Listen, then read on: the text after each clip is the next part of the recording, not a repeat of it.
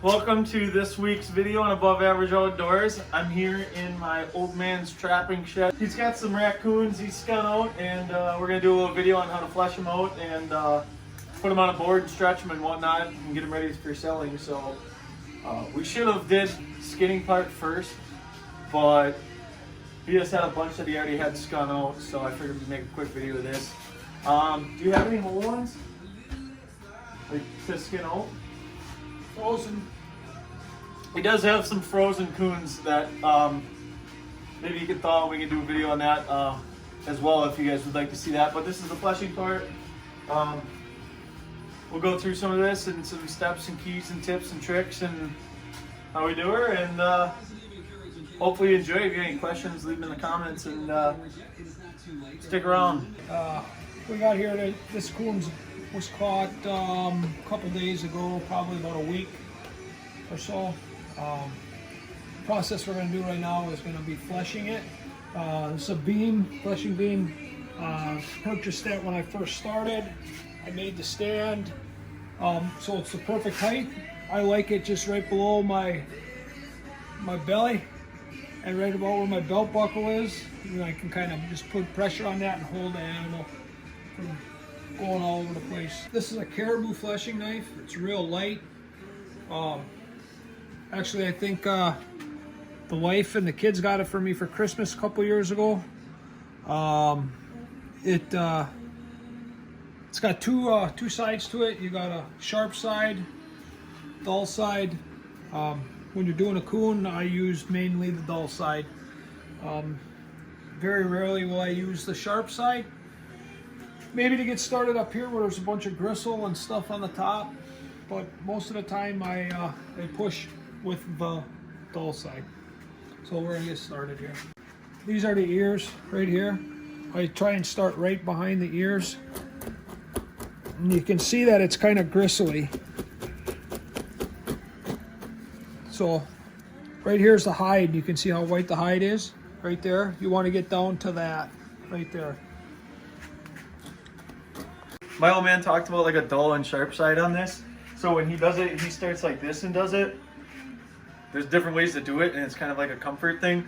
But when I start mine, I always start with the sharp side, and I'll actually go like this to start it. I don't know how your knife is if it's this way, but what I'll do is I'll start like this, and it'll kind of make a line like that. I don't know if you can see it, but see how there's kind of like that line right there? And then what I'll do is I'll turn around, and the dull side will kind of grab it. I don't know. That's just the way I like to do it, but you got to be careful because how sharp this is. Sometimes you can get too deep and you'll actually put a hole in it, and you'll get to know your blade as you do it.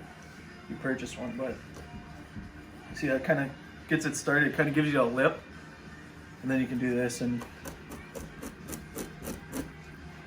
that's just how I do it. Everyone's got their own preference, and I just wanted to throw that in there.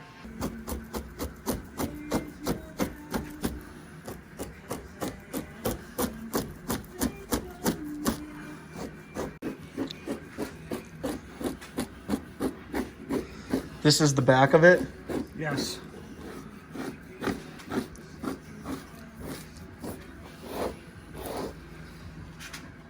Your hide is white when you get down to the skin. That means she's prime. It's the thickest fur you're gonna get. What color will that be after you're done taking that fat off? It'll be white. When it's not prime? It'll be blue, like this. That's what they call a blue coon. Okay. Now you know. Like this stuff up here, I'll clean up with a knife a little bit when we put it on the board. I'll cut the bottom jaw off, and so I just kind of do the head last.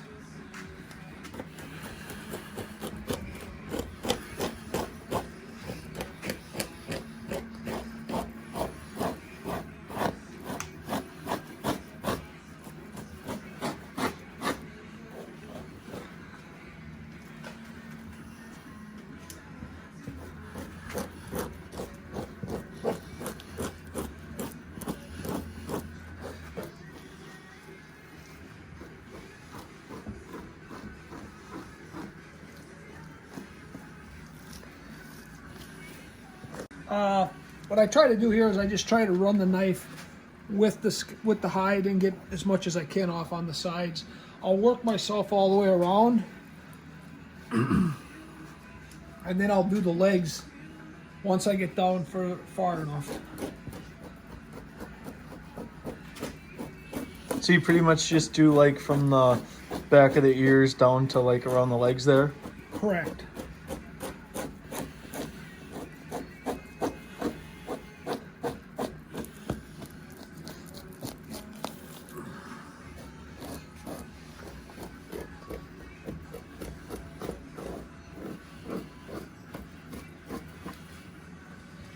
I'm going to clean this up a little bit right in here.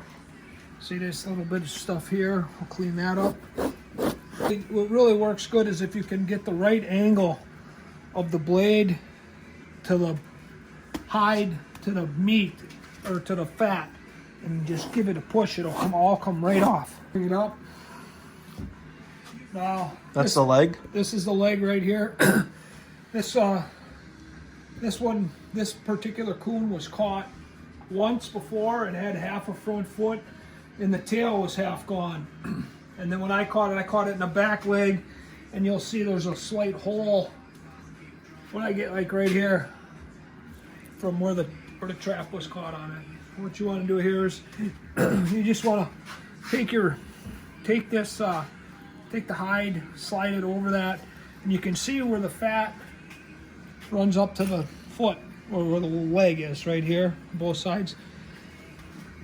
I just take it and just go real easy, because you'll see you don't really need to get right to the edge of that, because you're going to end up cutting that off when you put it on the board.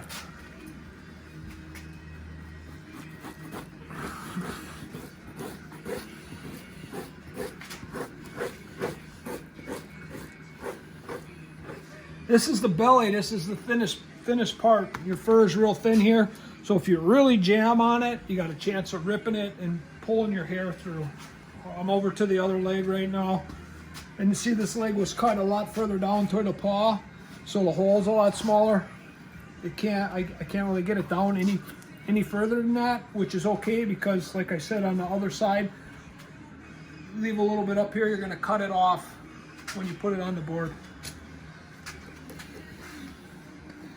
Steve Walker, you better be watching this one, because I want to hear a comment from you on there. On your females, you'll have nipples all along here, which I think I got a couple put up here. Right here's a female. Here, you'll see them. You don't want to run your knife over them too hard, because you'll rip them open and you'll put holes in them. There it is. There's one of the little nipples sticking up. Got it. Gotta watch for them. I like using this towel just to keep most of the stuff off of me. The apron, I have a couple of them. I got them put away though. I don't like how it hangs on my neck, and it just gets to be a pain in the butt. So I went to this style. And I might get a little bit more on my legs and my pants and stuff, but I don't have the tension on my neck.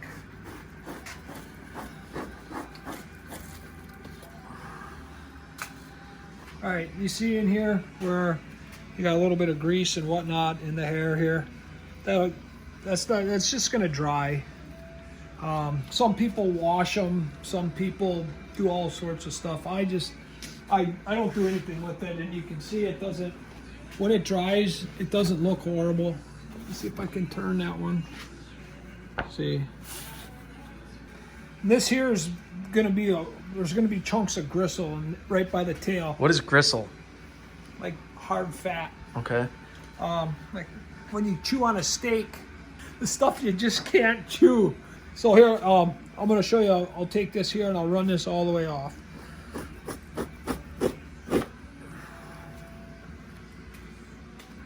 The hide is pretty tough.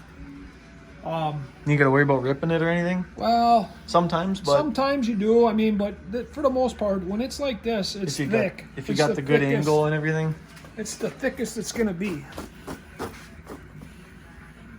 Okay, here, So, you know, if I miss this spot right here, if I was to put that on a board, it would just run grease. It would just run. And you'll see a couple spots on here. Like right here, you can see this spot right here. I missed this little spot right there. And it's just, as it heats up and dries, it turns into grease and it'll run off.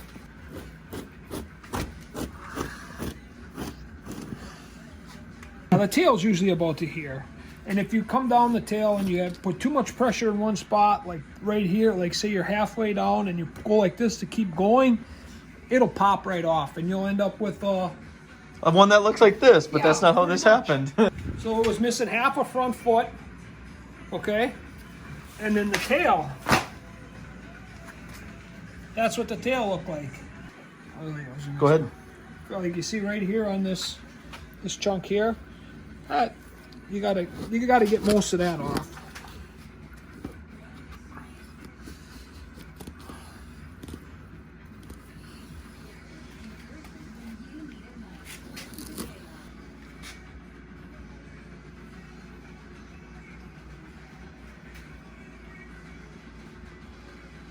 And you got that shit that you just, oh man. That's okay.